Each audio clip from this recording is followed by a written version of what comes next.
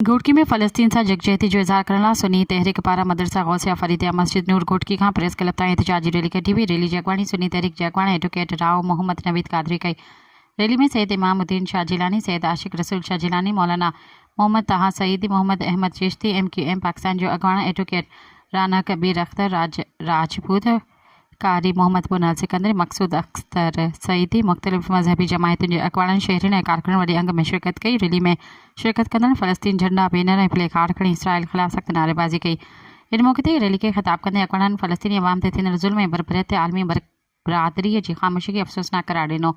हुन चयो त इस्लामी दुनिया खे हाणे हिन सूरतहाल ते ख़ामोश न रहणु घुरिजे ऐं फ़लस्तीन जे हक़ ऐं मज़बूत आवाज़ बुलंद करणु घुरिजे। हुन चयो त इसराइल मुसलमान फ़लस्तीन जी नस्लकशी करे रहियो आहे। अक़वाम मुतहदा ऐं OIC ऐं सभई इंसानी हक़नि जूं तंज़ीमूं हिन वक़्तु ख़ामोश तमाशाई बणिजी बीठियूं आहिनि। जेकॾहिं ग़ज़ा फ़लस्तीन खे बचाइणो आहे त पूरी मुस्लिम उम्मत खे हिकु आवाज़ सां ॻाल्हाइणो पवंदो ऐं पंहिंजी किरदारु अदा करणो पवंदो। हुन चयो त फ़लस्तीन ऐं ग़ज़ा जा मसलूम ॿार मदद लाइ रड़ियूं करे रहिया आहिनि, पर मुसलमान हुक्मरान ॿोड़ा ऐं गूंगा थी विया आहिनि। आलमन जहाद जो ऐलान कयो वियो आहे। जेकॾहिं रियासत हुन जो ऐलान करे थी त असीं पहिरीं क़तार में बीठा हूंदासीं।